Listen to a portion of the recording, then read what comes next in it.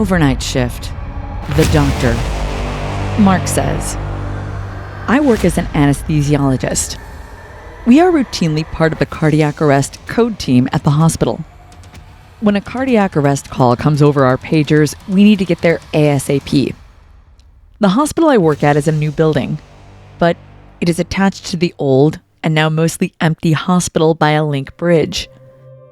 The old hospital is about 150 years old and was built on the site of an old Roman fort. It only has a few wards on it. I've come across some strange occurrences as a doctor working nights in a hospital, but this shook me to the core and has made me question everything. I was working the night shift and received a cardiac arrest call at 4 a.m. to one of the wards in the old hospital. So I started to run towards the old hospital and enter the link bridge that connects the two. The bridge is a bit like those walkways when you get off an airplane. Long, tiny, feels a bit flimsy, and about 50 meters off the ground. It is about 500 meters long and pitch black at night. There are motion-activated sensors that turn on the lights as you make your way through the bridge. As I was running through the bridge, the lights were coming on in front of me as I ran, in segments of about 20 meters at a time. I was shocked by what I saw in front of me. About halfway through the bridge, I jumped as I nearly ran into somebody who looked like a patient, heading the opposite way to me, towards the new hospital. This guy just appeared out of the dark as one of the light sensors I triggered illuminated a section of the bridge. He was a very distinctive-looking man. He looked a bit like Albert Einstein. Wild wet hair, a big bushy mustache, and wearing a gold medallion-style necklace that poked out from his hairy chest in hospital pajamas. He also had a large, distinctive, hairy mole on his left cheek. "Excuse me, sir. Can you help me?" I couldn't believe it when he spoke to me. "Excuse me, sir," he called out. "Can you help me?" as I ran past him. I slowed down momentarily to a quick walk and said, "Yes, but I have to be quick as I'm on my way to an emergency." "I was just wondering if you could tell me where the morgue is," he called out.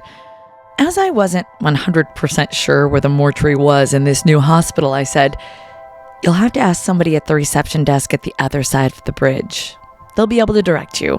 Sorry, I've got to go." I carried on running without looking back. I was a doctor, and I had a patient having a heart attack on the other side of the bridge. For a second, it briefly crossed my mind as to wonder why a patient was looking for the mortuary at 4 a.m. I didn't give it too much further thought and made my way to the ward where the cardiac arrest call came from.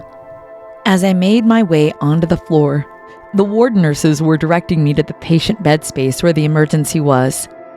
Nurses had already started performing CPR.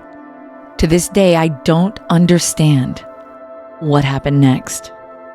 To my absolute horror and disbelief, the patient in cardiac arrest was the exact same man I'd crossed paths with, going the other way on the link bridge.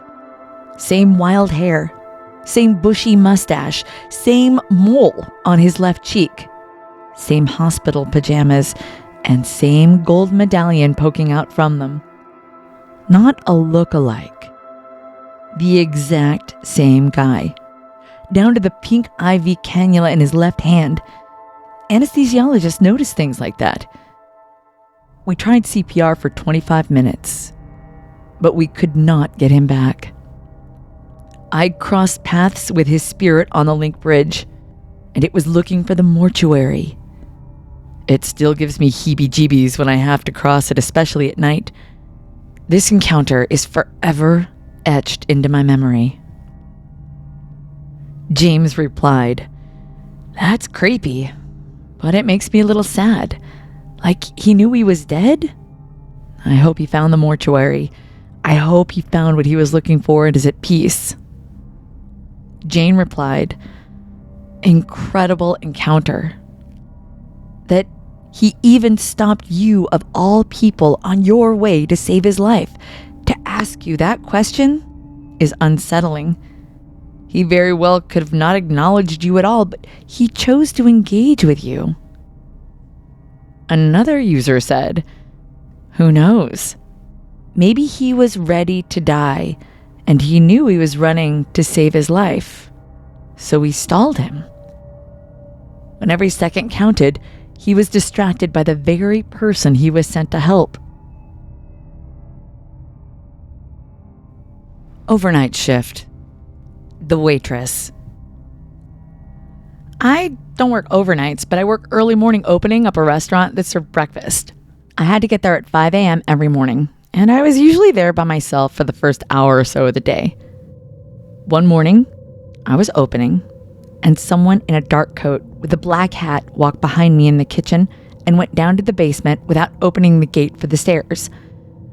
First, I thought I might have forgotten to lock the front door when I came in, and one of the older people who'd get there at 5:30 to wait for me to open the doors at 6 got in. That is, until I hollered down and nobody answered. I went down to the basement, cautious as I could possibly be, and nobody was there. I thought I was nuts. I didn't tell anybody about my encounter until my coworker told me about her experience opening by herself, with someone walking behind her in a black coat with a black hat going down to the basement without opening the gate to the stairs.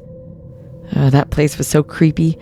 One time during a busy lunch rush, a stainless steel table lifted up about 6 inches while a coworker and I were packaging up orders. We both looked at each other with big terrified eyes and then continued what we were doing because we didn't have time to process. It was so busy. Another time, the lid came unlatched from the soft serve machine and launched into the air about 3 feet when we were closing up the kitchen after lunch service. A coworker of mine said he had a similar experience at a coffee shop, with video footage of a trash can tipping over from the counter, and one opener swore that somebody grabbed her shoulder. She stood outside in 0-degree temperatures, waiting for somebody to pick her up and quit on the spot. We had a tip jar fly 5 feet out from the counter and then smash down to the floor, shattering everywhere, and books would fly off the shelves after we closed. I also saw 3 different apparitions while in that building. We moved when we expanded our coffee shop, and all of the activities stopped. It was wild. Overnight shift. The prison guard. I worked graveyard shift in a prison that was built in 1910.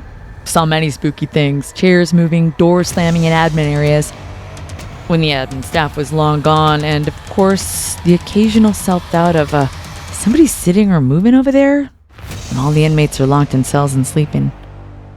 Nothing ever really surprised me or shocked me. It was a 100-year-old prison that used to do regular executions, had its fair share of riots, and loads of violence.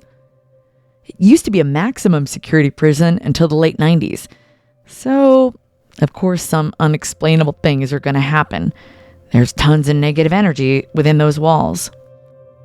So like I said, I wasn't ever really entirely spooked, just startled by it all. Until one night. I was on A unit, which went up 4 stories high of cells and 45 cells long. Each floor was called a tier. I was the only officer on that unit at the time. It's maybe 2 a.m. There's a B unit officer and a rover that goes back and forth between A and B to help us out. The rover was on B unit at the time. So here I am doing my regular hourly tier checks. Make sure everybody's breathing, no one's tattooing or sneaking a cigarette, as so often happens on graveyard. I'm on tier 2, halfway through, and I hear boot steps behind me.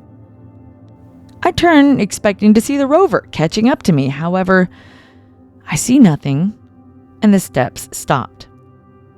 So I kept going along, doing my checks, and I hear them again, 5 to 10 feet behind me, going at my pace. I turn. I see nothing. I shrug it off. Maybe it's an echo of my boots. I continue my check. On tier 3 now. Boots still stepping strong behind me. Now, I'm a history buff. I know that rubber-soled shoes weren't invented until the 1890s and still not commonly used, especially in professional dress shoes, until well into the 1960s or 70s. This step was a loud, heavy clack of a heel. Not like high heels, more like leather-soled dress shoes.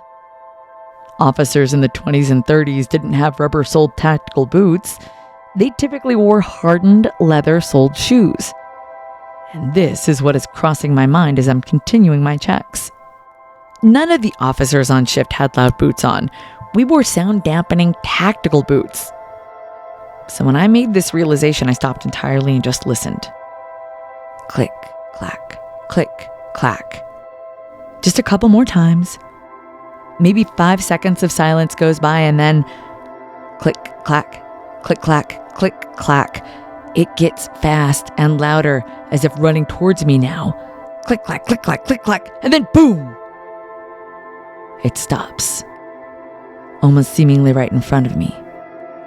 I don't move a muscle, as I'm hearing this plain as day and yet see nothing. When I hear a voice, weak and quiet like a whisper, but with the tone of anger, it said, "Why are you out?" As if I was an inmate, and I wasn't supposed to be out of my cell. Still nothing, and no one is around me, except for sleeping inmates in their cells. So I said nope, and went right back to the officer's desk, stayed there for the duration of the shift, and just tried to make sense of it. The Rover did my checks and counts for me for the next couple of nights. Great fella. I guess I'm not the only one who's come across what we've now called officer boots. He's made his presence known to many people, officers and inmates alike. I've also heard many other stories, tales from around the facility, officers and inmates alike.